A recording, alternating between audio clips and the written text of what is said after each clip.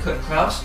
I am the creator of the Mental Health Warrior Film Festival, and Kurt is on the committee.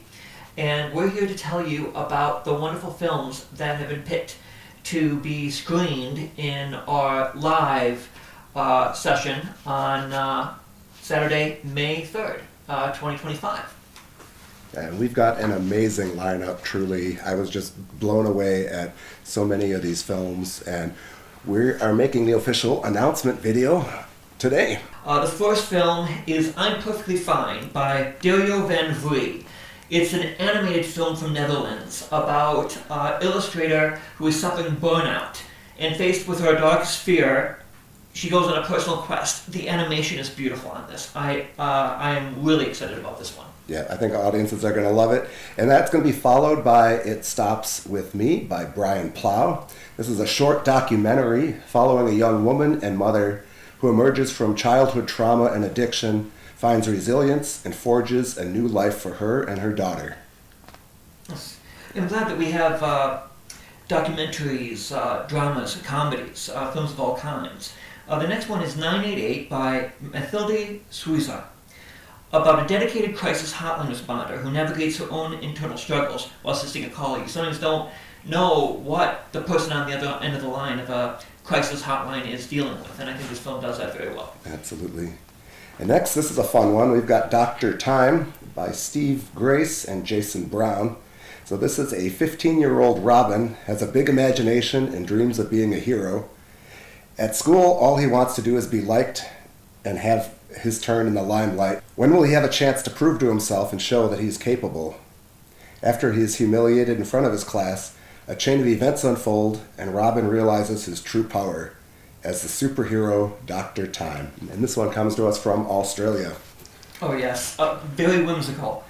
The next one is Over-Medicated by Rose Movizo. A young woman battles with the consequences of her psychiatrist prescribing her excess medication. Actually, I met Rose at the Mental Health Suicide Awareness Film Festival in Denver, and she's a delightful young woman, and this is a very, very good film. Awesome. Next up, we have The Pen by Ethan McSweeney. A woman succumbs to her obsessive-compulsive disorder when she finds an unfamiliar pen in her purse, featuring Nancy Anderson's Drama Desk-nominated performance in the short film of a one-woman musical. This one's very fun.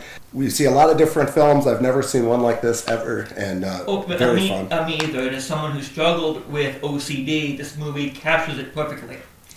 Next is A Sound by Anthony Petro. Beth lives a simple rural life with her parents on the secluded family farm. One day out of nowhere, Beth's fragile mother begins to hear a mystery sound that nobody else can hear. I love this because it actually shows how mental illness can affect a family. And it's through the eyes of the woman's teenage daughter. And this is from Cyprus. Awesome. And next we have She's on the Run by Dylan Query. This one, wow. This one's going to blow you out of the water, folks. A teenage girl tormented by severe anxiety, depression, and hallucinations finds herself unable to manage her overwhelming emotions. Escaping into an 80s-inspired altered reality, born from obsession, she becomes determined to end her life. Very moving, beautifully shot. I think audiences are really going to dig this one. Oh yeah, particularly with the 80s aesthetic. I thought it blew me away. Next is And Yesterday and Today and Tomorrow by Sofia Martinez. A girl struggles to fit in at a mental health treatment facility after coming out of a major depressive episode that derails her life. As someone who was committed in a behavioral health facility, I have to say that this captures the experience very well. Next we have Embrace Me by Megan Gladding and Aghard Gladding. A young woman is tasked to tap into her childhood trauma. When she is faced by her younger self, will she be able to embrace the pain of the past, or will she continue to run away from it? It really shows how trauma from the childhood can really affect you and stay with you as an adult. Mm-hmm. The next one is Anne by Leah Tesori. In a high-pressured world, Ricky navigates the complexities of anxiety alongside her steadfast friend Anne, where overwhelming expectations loom large. Together they confront personal challenges, resilience, and embark on a quest for inner peace in a modern society that demands it all. I love this, and there's a twist that I'm not going to tell you, but when you see it, it'll blow you away. Nice. And next up we have Absent of Me by Aaron McCluskey. And Absent of Me is a short documentary that offers a look into the lives of 9 individuals across 5 U.S. states and 3 countries who live with a little-known mental health condition known as depersonalization. This one, very well done, and I admit I had never heard of this and was not aware of this as a mental health condition, and very informative and very well done. That's why I wanted to make sure that we had documentaries, because documentaries can tell you facts in a very, very dramatic way that can hit you right here. The next one is Marble Me Free by Diane Leslie Kaufman. How do we cope, and what do we do when physical and emotional pain, obstacles, and hardship block our way forward? This dark night of the soul journey is powerfully depicted in the Marble Me Free animated film.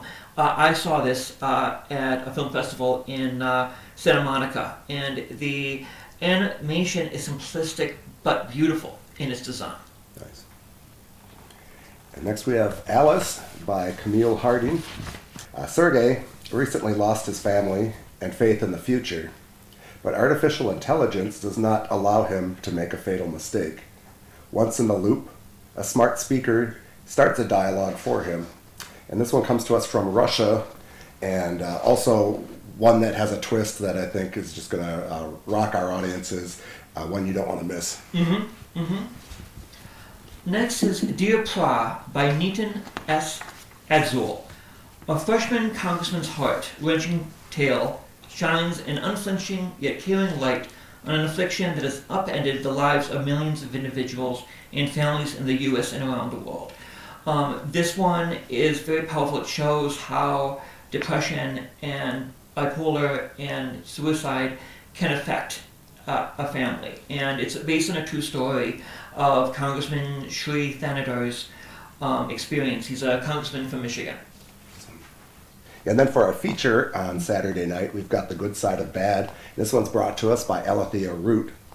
When a young photographer has a severe mental break, her siblings come back together to help her heal. And again, that's going to be playing Saturday night to close out the festival. Oh yes. And like it's a drama with a sense of humor, passion. I mean, I was watching it literally like rooting for the main character to make it. And it also shows the power of art in healing, and her photography is kind of key to that.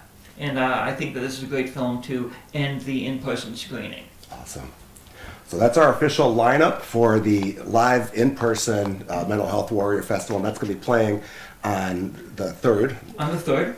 And we're also going to have a mixer on the 2nd, which is going to be held at Java Cat in Madison. So 2-day event, but the live screenings will be taking place on that Saturday. Yes, we're selling 2 packages, one in the afternoon and one in the evening. And you don't have to worry about what you might miss because you'll be able to see them online, but you should really come in person because some of these films have to be seen on the big screen. Besides meeting filmmakers and actors and folks involved with the film, you're also going to have their resources available. We are partnering with NAMI Wisconsin, and they're going to have materials about mental health. And then real quick, Max, if folks want to read up more on these films and they want to know more about the festival, what website can they go to find that out? That is mentalhealthwarriorfilmfest.com. Yes, because I do want to say one thing about us. One of the reasons why I did this is because I believe in the power of film to break through mental illness stigmas. And while we are going to have the films online for a week after, there's nothing like being at a film festival.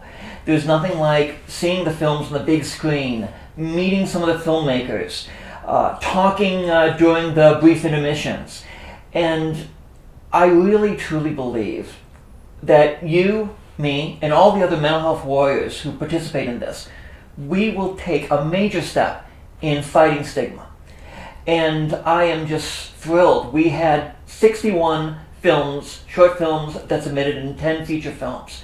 And we're building and building. The fact that this is a fundraiser as well, that you will help fund mental health resources.